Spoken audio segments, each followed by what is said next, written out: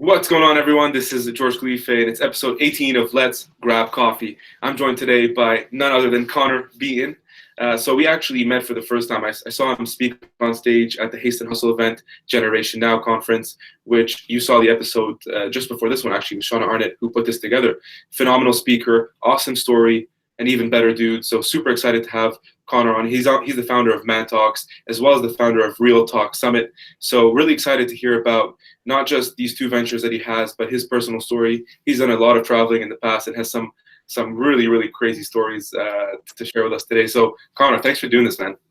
Yeah, man. Thanks for having me on. I appreciate it.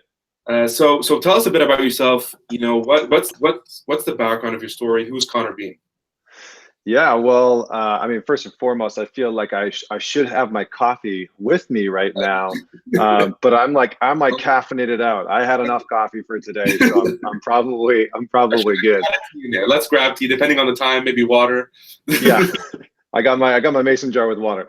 So a little bit about my journey. I think maybe I'll just give you like the overarching piece. Grew up in central Canada, was a hockey player, struggled in school, graduated like most kids who are 18, had no idea what I wanted to do with my life. Did a whole bunch of random jobs to try and figure out what direction I wanted to take my life in. Ended up stumbling across music, started singing. Found that I really had a passion for it and a bit of a gift for it. Pursued that, got a degree in music, having, no musical background whatsoever, like had never played the piano, didn't know the notes on the piano or anything, but went and got a degree in music, worked construction to pay for my degree. And when I got out of that, traveled around the world singing. I got to see some really cool places. Fast forward, my life sort of fell apart, and I found myself at this intersection where I really had to decide whether or not I wanted to pursue this as a career, and realized that while I was passionate about it, it wasn't my purpose in life. And it was hard. It was a hard pill to swallow, because by that time I had very much made music and opera and classical singing my identity. It really was like who I was. And so I was the classic person that when I introduced myself, I was very much like, "Hi, I'm Connor Beaton, the opera singer," And so when I let that go, I spent 2 years digging into human psychology and cognitive psychology and understanding the human psyche. And so I, became very well versed in Carl Jung and cognitive behavioral therapy and positive psychology, and really just wanted to ask the question and wanted to try and find my own answer to the question of, why am I here? Like, why do I actually even exist? And what is my purpose and what's my function? And it became something that was so fascinating to me. And out of that space, I realized that I wanted to do two things. I wanted to start my own business, something that was going to support men in finding a sense of purpose, helping them find a sense of performance and bettering themselves, and also helping them in their relationships, which had been a huge challenge of mine previously. And so that was the one thing that I wanted to do. And secondly, I wanted to learn about business from the best in business, because I had really no idea about business whatsoever. And, I had a degree in music. So starting a business seemed like a bit of a naive idea with zero business acumen. And so I went and got a job at Apple, because I saw them as really the industry leaders in so many ways. And very quickly was fortunate enough to move up the ranks. And within my, tenure there, I was able to do some great things, work with some amazing people. By the time I was done, I was a market manager, helping to run and manage and lead the Vancouver market, and working alongside people that had gone to Harvard and Stanford and Yale, and just men and women who really understood leadership and team dynamics and cultural development within organizations and organizational behavior. And so I was fortunate enough to sort of get a crash course in business in a lot of ways by being a part of that organization. By the end of it, ManTalks had started to take off. We got a lot of media attention, and the community had really started to grow. And so I stepped out. I transitioned out after about a year and a half of managing both of them, and pushing myself mentally, physically, and emotionally to the limits. Working 100-hour weeks.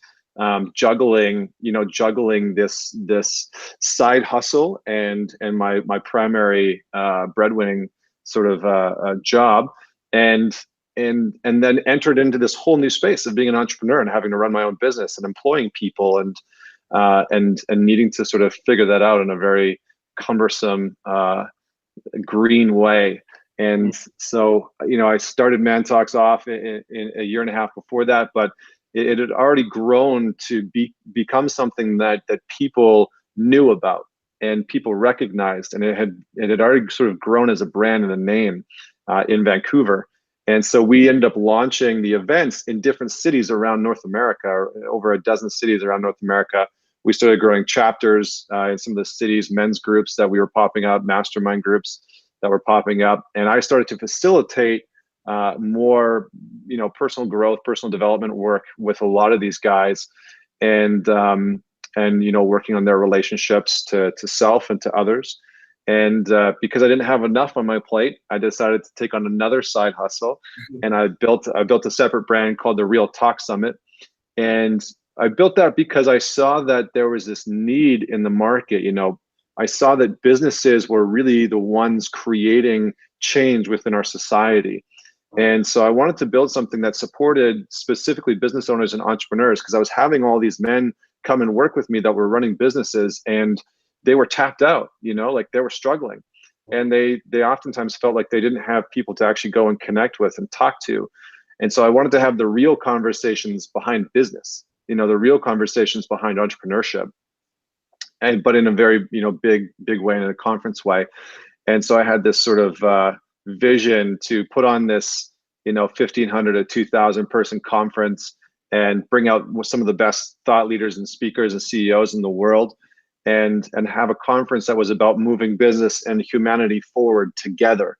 Because in a time where government is extremely slow to create change in our culture, and religion is starting to take a little bit more of a back seat, especially in Western culture, in a lot of ways, businesses are the ones that are rapidly changing our society. And there's a huge responsibility that they then have, whether you are a small mom and pop coffee shop all the way up to a Fortune 500 brand.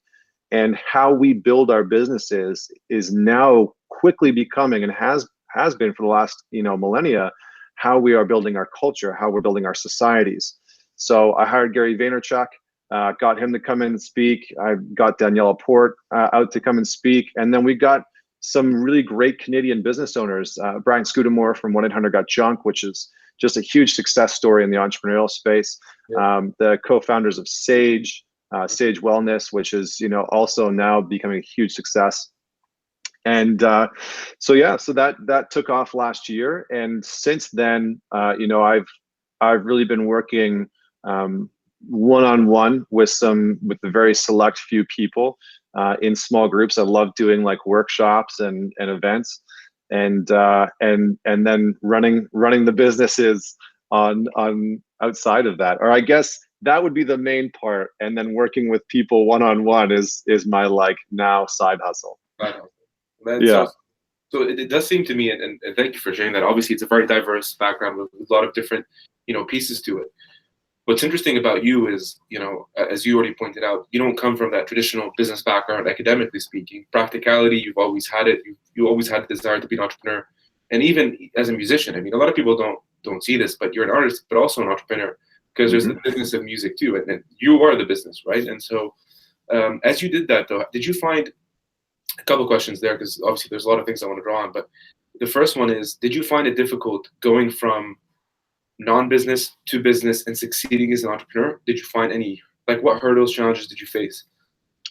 Yeah, I mean, it was definitely a big jump over. I think some of the things that I was fortunate enough to have learned in my music education was exactly what you're saying.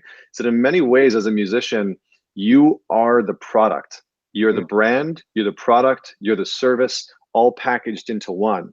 And that had been beaten into me. It had been drilled into me in university. It's just if you show up and you don't know your music, guess what? There are literally 1,000 people behind you waiting to take your position. And it created this sort of fire in me that I showed up in a very different way every single day when I went to work, because there was this competitive nature that was naturally instilled in me because of that. But it wasn't a competitive nature with the people that I worked with. It really was this competitive nature with myself. There was this sort of self-authorship and self-leadership that I had learned in music school that when I transitioned over into the business world was so powerful, because what I started to see was that there were so many people who didn't possess that quality of self-leadership. And when you don't possess that quality of self-leadership, it's very easy to fall into the mix, and like your voice it just doesn't get heard as well. And people are less likely to want to learn from you, to not want to follow you, but definitely to want to learn from you. So that was one of the pieces that definitely helped and supported. I think one of the major challenges that I faced was, I didn't have a marketing background. I'd never taken marketing classes. I'd never taken financial classes. I freaking hate spreadsheets. Like, I just hate spreadsheets. I hate them. I have a, like, I want to buy the domain ihatespreadsheets.com. And just have like a big middle finger pointing at spreadsheets. I just can't stand them. And I'm sure that some people out there absolutely love them. And I love people like that because we work well together. So that was one of the big challenges. I had a very creative approach to most things. Right. I also had a really solid ability to take ideas and concepts and communicate them out to people, because that's what I had been trained in, right? How do you take a message, a vision that the company has, and then actually bring that out to people? Right. And in a lot of ways, that's what leadership is. It's the ability to present an idea to a collective and enroll them in being a part of it in some way, shape, or form, and getting them, enthusiastic about that process or that service or that product in such a way that they want to get behind it, that they want to represent it. And so because of those communication skills and that work ethic, I was able to bring something to the table that not a lot of people possessed within my market.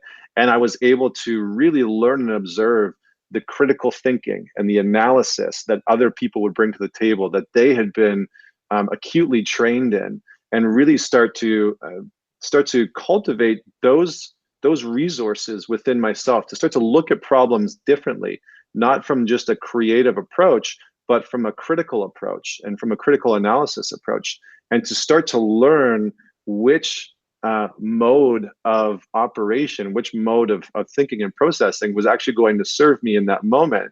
Because some of the best leaders in the world understand that duality. They really understand the duality between the creative, communicative process and the critical analysis process, and being able to break something down into its sort of what Elon Musk talks about all the time as first principles. And so that was sort of the battle, right? And the cool thing about it was that it really started to shine a light on these parts of myself that I had honed and developed over the course of however many years, and still at the same time showed me what I actually needed to work on within that environment. Yeah, because what's interesting too, man, and it's important that you ended up figuring that piece out, because as you pointed out, I mean, in a team, if you had 5 people together and all 5 were super linear and they come from the same exact background and they adopt the same ideologies, you're not going to have a very good discussion. You're not going to have good conversations, not a lot of good ideas thrown back and forth. But the reason why I asked, and I wanted you to talk about that, is because I also know a lot of people who might not be in the music industry, but might have maybe an arts background, a psych background, a history background, an English major. And so, but because it's not the mainstream sort of subjects that people should study, as society sort of pressures on our peers, like medicine, like engineering, like law, you end up feeling discredited, as if though you're not valid enough to maybe partake in certain companies or to have these certain positions. But in fact, you actually bring more to the table because you complement teams more. So there are more synergies in that way. It's interesting for you to say that. You then said you have an interest in psychology. I have to touch up on that. I'm personally, like, I just really enjoy it, and recently been watching a lot of Jordan Peterson's work, who I think you've probably come across. He's a big fan of Carl Jung, who was influenced by Sigmund Freud. But a lot of his works are also about psychotherapy and the psychology of happiness and motivation. So what drew you to psychology in that sense? What drew me to psychology was really a thirst of self-understanding, Right. and a desire to understand my own internal processes and to understand my mind and to understand my own sense of consciousness in a very intimate way. And I think in many ways, in many ways it's something that a lot of people have always questioned, and so many people are afraid to go down the path of self-questioning and self-discovery, because it is not for the faint of heart. You have to face what Carl Jung called your shadow, and your shadow parts are the parts of you that you often reject or avoid, and it's the in men especially, it's the dangerous parts of ourselves. It's the parts of ourselves that are self-deprecating. It's the parts of ourselves that are self-sabotaging. And to meet those parts of ourselves is for some people terrifying, and ultimately anxiety producing, because it's confronting to meet these parts of ourselves that our subconscious or our unconscious, or our unconscious psyche has repressed intentionally. But that's where the real gold is, right? That's where, as Jordan Peterson says, when you enter into the cave and face the dragon, the gold is on the other side of that, right? We see this littered throughout mythology, and really in a lot of ways, this is what the human experience is ultimately about: is to face not just the parts of ourself that we want to embrace, that we are willing to embrace, but to turn towards the parts of ourselves that we are the most fearful of. And that's where a sense of wholeness and completion actually resides. And so many people are seeking that. So many people that are probably listening to this in some way, shape, or form feel a void in a part of their life. And that void is a manifestation in a lot of ways of our shadow parts. And it's not to say that you can find in some form of enlightenment, as this spiritual mystics say, or a sense of completion, as the very sort of personal development gurus would say. But to go on this path of self-discovery, I think, is a worthy cause for me in my life. It really was. It was like, if I was to do something with my life, it was to go on a journey of self-discovery so that I could better understand who I was, why I'm here, and hopefully in some way, shape, or form be able to identify that, disseminate that into a process, and help other people then meet themselves in that space. Because suffering comes from the disavowalment of the parts of ourselves that we want to reject, right? How do you reject an emotional part of yourself?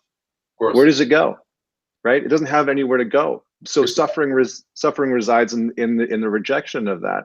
And so we have to ultimately embrace these parts of ourselves that we don't want to face. And so I figured that if I ultimately wanted to help people heal, if I wanted to help people in any sort of way, that journey was a journey that I needed to undertake myself, first and foremost. Yeah, I mean, it's funny because Gary Vee, in fact, humorously says, if I had one ability, to actually do something and do it for the entire world, it's to give them a pill that contained EQ. And if you so you would really come to understand yourself, but you'd also be comfortable with who you are. So you talk about, mindfulness, reflection, being conscious of who you are, knowing your shadow, as Carl Jung stated. And I was funny fact, but I was actually reading about this in the morning too. So funny you brought that up. But not suppressing it and being like understanding your shadow, and because if you understand it, you can actually leverage it for more good than bad in a very simple way. How did you? What was the process for you? Like you knew, right? And you wanted to do this sort of self-discovery process. What did you do? Was it the travel? Like what was your thing? I mean, there was many different parts. parts of it was the travel and experiencing different culture. I just want to preface what I'm about to say with, so many, I think too many people in our modern culture put solutions and overemphasize singular solutions, right? So they'll say like, oh, I just wish I could get away. Like, I just wish I could get away from this. So they quit their job, they sell all their shit, and they buy a one-way ticket to Thailand in the hopes that that's going to be the answer to their problem. But that's just one answer to one of their problems. Right. And there's a whole, gamut of other issues that need to be addressed. So, so understanding that there's just different pieces. So traveling was a part of it. I got to see a huge amount of Europe. I got to see China, North America in depth. That was a part of it. A lot of self-reading and self-learning, a lot of journaling, a lot of meditation, a lot of contemplative, just like contemplating my own experience and trying to sort of dig into my experience deeper than the thoughts, right? Like get through the thoughts and into the actual experience of things. Working with mentors and coaches, working with psychologists to understand some of these concepts, training myself, reading literally everything that Carl Jung had ever wrote, just diving into some of his practices, right? Like if you really want to understand what he's talking about or what anybody's talking about, it's okay. Like, of course you can read about it, but to implement some of the things, like he wrote a book called Memories, Dreams, and Reflections. And it's a great book because in it, he sort of involuntarily puts out his own processes of analyzing and breaking down his dream sequences and the archetypes within his dreams. And so I went through that process of, every day for months, just like breaking down and deconstructing my dreams and kind of seeing what's in there. Right? It's like that Red Velvet book. Is that the one? It's got a couple different versions. I think there is a Red Velvet book, and then the other one is like a beige one. I think it's got red lettering on it, so it's probably much through the same. I did other things like that was a very influential book, because that was going to be one of my questions. Is what out of all those books that you read, which one would you say is the most influential? And it would be that one. Ooh, I would say. There's two books that actually aren't by Carl Jung that I found to be incredibly powerful, and in some ways they're very different. So one's by Alan Watts, and it's called the Wisdom of Insecurities, and that book is incredibly influential. And the other book is a book by Sam Harris called Waking Up. I think it's Waking Up: A Practical Guide to Spirituality. And between the two of those books, Alan Watts talks about how your insecurities are trying to teach you things, and Sam Harris sort of unpacks from a very scientific, linear, analytical point of view what consciousness and spirituality actually is, without the sort of weight of any sort of dogmatic religion. So it's really, those two books are probably some of the most influential books. I think I've read both of them dozens of times, along with a book called Awareness by a guy whose name is totally escaping me right now, but it'll come back. Awareness, nice. And so I listen to actually a lot of Alan Watts' stuff on YouTube. Like if you just put Alan Watts chill mix, it's really good to also, if you want sort of multitasking, you can. His lectures are very, very sort of mind packing, but also his voice is kind of soothing in that sense, and just a wonderful guy. Unfortunately, very abusive on the drug side, and was always on hallucinogenics and DMT and stuff. But very interesting, man. I didn't know that we have a lot of similarities in that sense.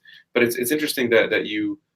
So you went on this journey, and I like one point you made, which is a lot of people, not only do they want to find like a process, like, whether it's like, if I want to lose weight, what's the 3-step guide to getting like a 6-pack abs, or what's the diet for summer body? It's all of these like quick fixes that when you accomplish something minor, leave you feeling permanently empty still. Despite maybe accomplishing a small goal, you still feel like, you look at yourself and you're like, well, like I did this, right? I did what you told me to do, and why am I not feeling better? I may look better in the mirror, but I still feel kind of the same way. Do you feel that that's still very, very present? You made mention to the fact that there isn't as much religion, especially in the West, and Mhm. businesses now have an onus to be ethical. Are you seeing that a lot now as an entrepreneur yourself? Yeah, I think the biggest challenge is that as human beings, we seek very binary answers to problems. And so a big challenge with like the self-help or personal development industry is that in a lot of ways, it's predicated on the idea that there is some simple answer to the problem that people are experiencing. Right. And so we seek out these we often seek out these very straightforward structured answers to our internal problems. And I think what I would just say is like beware the person that's selling you an answer. Seek the people that are willing to show you a path, Mm, because a path is a very different way of walking through life than assuming that you've got some form of answer. mm, So I think that that's the biggest challenge, is that so many people are just, they're looking for a quick fix. mm. They're looking it's like, oh, my marriage is struggling. I'll have one session with a marriage counselor. My fiance is a marriage and family therapist, and so she reads me these emails sometimes where it's like, infidelity has happened, right? And it's like, oh, we just need a session to get back on track. It's just like, you've been married for a decade, and all of a sudden your partner's cheated on you, and you think that in a 45-minute session you're going to be able to find the solution to this problem that has been going on behind your back for a year and a half. Like, Mm. what? But Yeah, it's the way that we're programmed, right? Uh, we really want something that's quick, tangible, and can just be implemented easily. yeah, and you point out, Pete, the fact that like questions, not answers, right? Paulo Coelho, obviously a very well-known author, but his book, The Alchemist, in an interview, he was saying, because a lot of people, I think a lot of people love the book. Obviously, it was one of the most selling books, most translated, all that good stuff. But some critics were like, well, you gave a very generic path. It was and some of those cynics were like, well, I left the book feeling like pretty much more lost than when I started. And he was like, that's the whole purpose. That means I accomplished what I was intending, because if I give you answers, they're answers that worked for me. And I mean, they're fitting for my story. My purpose was to tell you the journey that someone can take as a hypothetical example. And when one takes them, the questions that someone would come up against, and having to face those questions and then finding answers yourself that fit your story and your life on your terms. Yeah. So that's very interesting to me that you point that out, man. And I think that's just more difficult. And here's another thing that we could talk about is patience. I mean, you're talking about quick fix versus long game in entrepreneurship. People talk about this all the time, especially being young. Like obviously people hack on millennials. And they say like they have a feeling of entitlement and they want everything tomorrow and today. And but patience is such a big virtue today. So for you, having to go through all those steps to where you are today and founding your two ventures, how did you deal with patience versus being ambitious versus balancing life versus finding yourself along the way? Like there's so much to that. So how Mm. did you deal with all of that? What kept you I mean, grounded? it's a huge ebb and flow, and it's something that I still bump up against. I'm a very action oriented sort of type A person. I like achieving, I like winning, I like going after goals. And Right. so surrendering and being patient is often not, that's the struggle is real, man. The struggle is real. And so I counterbalance that with things like meditation and mindfulness. And Any breathing exercises you do? yeah, I mean, I have very specific breathing exercises. So I start every single day with Wim Hof breathing, with like the Wim Hof method, which is like 30 or 40 deep breaths in and exhales out. And then on the last exhale, you exhale all the air out and you hold your breath as long as you can. And it Right. starts to trigger your autonomic nervous system and helps you find a deeper sense of calm and peace. And I actually find that my meditative practice after those breathing exercises much deeper. I also do a good amount of like a form of pranayama breathing, Mhm. which you breathe through the nostrils. Yeah. Yeah, that's one of them. But I do a breathing through both nostrils, but it's you breathe in through the front of the body, Right. very down to the very bottom, and then up the spine and out. And so it's this cycle that makes you very present in your body. It's especially good for men. A lot But of people it's do, right? As you do this, you have to really visualize. that's So, right. yeah. Okay. Got it. Yeah. And so, I have a very active mind, and I always have. And so those breathing exercises really help ground me back into the present moment. And if I'm feeling hectic or overwhelmed, or if I've had like 5 back-to-back interviews, in between each one I'll just take 60 seconds, pause, do my breathing, reground, and be able to show up more present for each thing that I'm having to tackle next. Is that a thing? I mean, you said especially for. I mean, so your current startup or venture or platform, let's call it, is a platform that provides resources to make men better, correct? Mm-hmm. And not just, I mean, father, husbands, young adults, young professionals, guys. I mean, so it's this group. What made you? I mean, first of all, what gaps did you see, and what compliments did you find that you can provide to really make them better? Yeah. Yeah, I mean, it's a huge topic, man. I think that it came out of my own personal experience of trying to figure out what it meant to be a man, and how to actually show up in our society. And I had fallen into that sort of archaic trap, and sort of bought into the old school unhealthy version of what it meant to be a man. Like real men don't cry, and real men figure their own shit out, and real guys, they are oftentimes like the lone wolves, the alpha males. And so I had bought into that even in my singing career, and found myself very alone, very isolated, not able to open up to my male friends about what's going on in my life, open myself up to support and help and resources. And when my life sort of did fall apart, and I found myself in this rock bottom moment, after that, when I started connecting with other guys, and being courageous enough and brave enough to actually be vulnerable and say, this is the stuff that was going on behind the scenes. This is the stuff that was behind the mask, behind the facade of like the tough guy, the confident guy, the charismatic guy. Here's the real parts of me that I hadn't been showing. I was met with their real true self as well. And the parts of them that they hadn't been talking about, the failed relationships, the businesses that were falling apart, the lostness that they were experiencing in their lives. And I realized in that moment that we had been robbing ourselves of real friendship. We had been robbing ourselves of real brotherhood and masculine companionship, because there's like this stupid perspective and stigma and stereotype that we buy into, that by being close male friends, that's somehow taboo. And so we close guard ourselves, and a lot of men have these competitive based relationships where they don't tell each other things simply because they feel like on some unconscious level they're competing against that guy. So everything's a competition. So if you want to talk about how much money you make, sure, I'll show up in that space. But if I'm going to talk about how I might be failing, I don't want to bring that forward, because I'm competing with you, and I need you to know how great things are actually going in my life. So I can't talk about those things. And so there's a barrier and a block that most men, especially in Western civilization, are experiencing. And so we started to have these conversations in event spaces, in a very public forum, with women at the events. And sometimes women would speak at the events and share their experience.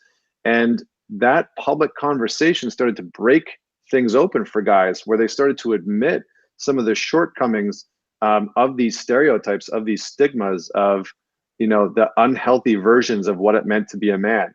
And I don't want to confuse that with unhealthy versions of masculinity, because masculinity inherently isn't toxic. Like, there's a lot of talk about toxic masculinity. That's not it. Masculinity isn't toxic. Our perceptions of what it means to be a man, some of those pieces are toxic, but that's not masculinity. So we started to have events, and then we started to have mastermind groups and men's groups, because we had a lot of guys asking for a space where they could start to connect with other men in this very real and authentic and open way. And then we've created an online platform and a podcast and the website, and just all of these resources. And we're in the process of creating a course right now. And so out of that has spawned all of these pieces to be in service of helping men be better fathers, husbands, and leaders. And so what do you, and I think that's incredible, to be honest, because I think that's actually the side that's not really talked about. And you know what's funny is there's, I can't remember where I read this, but anybody watching this will experience this and probably have, but and you'll see what I mean in a second. But if you're ever at a party, okay, and you're around very masculine guys, and they're all trying to like do the peacocking effect, right? They're like, yeah, hey, cheers, man, and like bumping fists and all that stuff. It's funny to me that what happens when people go from being sober to drunk, and how much of that is reduced. Like everybody all of a sudden is hugging each other. Love you, man. Love you, Connor. Like, yeah, it's going well. Hey, man, so happy, that you're my friend. And you see this so much of the sincere, genuine, love for one another, regardless of your sex, like just come out. So that's really interesting to me. And as you point that out, it's like, because you made the point that you sort of let go of that mask that you're putting on for people, whether it be that you're just highlighting your success or you're highlighting your strength. It's almost in our DNA, right? It's a very animalistic behavior that especially in a society of hierarchies, you always want to be the alpha, right? I mean, in any case, whether it's corporate, whether it's personal. The one thing I wanted to ask you then is how do you define, like, what does a good man mean to you? How would you define it? Yeah, it's a great question. So I think in many ways, a great man is somebody who's not just living in a morally just way, but somebody who is courageous enough to work on himself mentally, physically, and emotionally, and somebody who's willing to own the parts of himself that he would otherwise want to avoid and reject. And when we can do that, there's a Jocko Willix, who's a former Navy SEAL. He's got a book called Extreme Ownership. And in many ways, he's talking about one of the core tenets of masculinity, right? And one of the core tenets of masculinity is and being a great man is the ability to own our own shortcomings, the ability to own when we've been in the wrong, when we've let ourselves or other people down, the ability to own when maybe we're lost or we lack direction in our life, or the ability to actually own, in not a cocky or arrogant way, own our strengths and own our gifts in the world, and to be able to bring those out in such a way that they benefit other people. Right. That is then in highest service of who we are as men. And so again, coming back to almost like the alchemist and what we were talking about, being a great man is less about core tenets and more about a way. It's more about a way of being, of how we show up in the world. And it's a path, and it's a process. And it's less about trying to adhere to these rigid confines and stereotypes and archetypes of what we think it means to be a man in any given moment. That's a very good way to put it. I know, two things that come to mind too of something similar, not just geared towards, I guess, masculinity, but Lewis House recently wrote a book, The Mask of Masculinity, in that sense, and I know he's starting to promote that as well, which is, it's interesting, especially during the time where we live today. And I know, for example, there's another group based in Toronto, but I think they're all over Canada, called Fuck Up Nights, and I recently got to talk to them, because what they do is events for the sole purpose of talking about fuck ups, whether on the business side or on the personal side, but you essentially come together and someone gets up and talks about a major fuck up that they had, which is interesting to me, because typically, especially when you look on social, whether it's Instagram, Facebook, these are highlight reels, right? You're seeing the best and the best. And sometimes people are genuine and they post videos of like, bad, tough moments and challenges. But for the most part, it's like good pictures, nice filters, in a suit or something. So I think because of that, Simon Sinek talked about that. It leaves a lot of more people empty, because you're always trying to match, right? Oh, well, Connor's in New York right now. I want to be there, Or if you take a picture in this rooftop and you're having a nice time with your friends, and so it creates that emptiness, right? And so I'm really glad that you're pursuing an initiative like this, man. Yeah, and I just want to say, like, so Lewis is a friend of mine. I've had him on the podcast a few times, and we actually did an event with him in Vancouver, and that book and that concept was spawned out of his own personal journey, of chasing fame and fortune and attaining a lot of them and realizing that those weren't his sense of self-worth. And the challenge is that a lot of guys are they quantify and they qualify their sense of masculinity based on performance. So our masculinity is often very performance based. How are you performing as a man monetarily? How much money are you making? How are you performing as a man in the bedroom sexually? And so we start to look at our masculinity as a performance-based, qualitative and quantitative, right? And so again, that makes it stationary when in fact, and the other thing that it does is that it doesn't make room for error, right? Then there's no room for failure, because if you are strictly based on performance, like imagine that in your relationship. Imagine raising a child in a way of like, I will only give you love physically, mentally, and emotionally when you perform how I want you to. Terrible. But that's how we as men dictate, judge ourselves and other men. And so in a lot of ways, when we can start to shift away from that and see masculinity as something that is a path rather than something that needs to be inherently stationary, and something that we need to be able to quantitatively measure, right? Because a lot of guys are always measuring their masculinity against one another, right? I'm more manly than him because I make more money, because I drive a nicer car, because I have a bigger house, because my girlfriend or wife or fiance or whatever is better looking or not better looking. There's this constant measuring that's going on. And when we can start to remove those pieces, we can start to embody a more healthier sense of masculinity. We can start to embody some of those core tenets that allow our lives to be much more rich and fulfilling. That's amazing, man. And honestly, kudos again to you, because I think this is not as widely talked about as it should. And I hope you keep driving that positive message. I certainly will help support it. Last thing I wanted to leave off, Connor, and for everyone watching, by the way, all the links will be at the bottom to the site, to Connor's LinkedIn, to all his socials. So please make sure to connect with him. He's an awesome dude.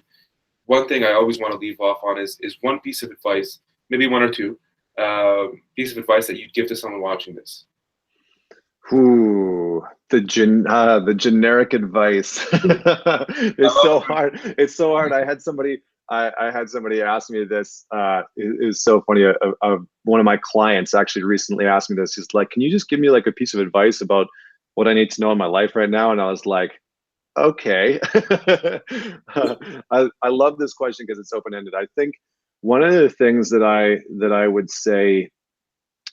One of the things that's been really powerful for myself and powerful for people who really start to institute it is to understand what mindfulness truly is. We have a very watered down version of mindfulness in our life right now. And so many people are struggling in their life because they've taken on and bought into this version of mindfulness that's like super surface level. It's like, oh, I just need to be like aware of stuff. I just need to be like mindful. And it's just like, you can punch somebody in the face and be mindful that you just did that, right? Like, yeah, I'm mindfully punching you in the face, right? The whole challenge that most people face is that they start to become mindful, and they start to become mindful of their thoughts and some of the thoughts that are going on, and they become present to them just for a brief second. And they become so overwhelmed by the things that are happening in their mind that it's easier to shut back off from that. And so they have these very brief glimpses into what mindfulness is, right? Because mindfulness isn't just about a process of being mindful of your thoughts. Mindfulness is a process of being mindful of your experience. And it takes you moving through the thoughts and into the experience to actually embody what mindfulness actually is. And so if you can start to cultivate a practice, whether it's through breathing, whether it's through your daily routines, of coming back to your experience, of saying, what am I experiencing right now? And actually feel into your body, you'll start to cultivate this connection to your intuitive mind. And Einstein said in this very famous quote, the intuitive mind is a sacred gift, and the rational mind is a faithful servant. And we've created a culture that honors the servant and has forgotten about the gift. So we honor the rational mind and we put it up on a pedestal. And the problem with that, especially for a lot of guys and for a lot of, more sort of like quote unquote masculine women, is that they're stuck in their mind. They're stuck in constant ruminating thoughts and they can't get out. And they're stuck in anxieties. They're stuck in depression from the past, and they don't know how to move through it. And they're stuck in their worries about what's going to happen in their job or with their relationship or with the money. And they are missing out on the whole experience that's happening underneath the surface level of their thoughts. And when they can tap into their experience, they will have this very profound moment of bringing themselves back into the present. Because here's the trick, if I could just say one thing, is that your thoughts can live in any time. Your thoughts can live in the past, your thoughts can live in the present, they can live in the future. But your experience can inherently only be in the present moment. It can't be anywhere else. Mm. Your experience can only be now. And when you start to bring yourself back into your experience, you bring yourself back into the present moment, and clarity starts to arise naturally out of that, because you bring yourself back into the present and away from the turmoil and the shitstorm that is so often our thoughts of the future and the past. Yeah, that's a very good realization. Just to end that, I mean, it's crazy, and the fact that this is happening, but your thoughts can sway backwards, forwards, and you can really dig deep. And so, making sure not to also think like it's fluff, because I think that's what you pointed out in the beginning. Like, really understand the substance of mindfulness, take it seriously, and really understand how it can really help you, and use it as leverage to ground yourself, put yourself at peace, and deal with any sort of lingering problems that you have. Because at the end of the day, if you don't, nobody else really will. Mm-hmm. And so that's an awesome message. Connor, man, thank you very much, dude. This was fun. Thanks, brother. I appreciate you having me on the show. All right, my man. Catch you later. Thank you. Thanks.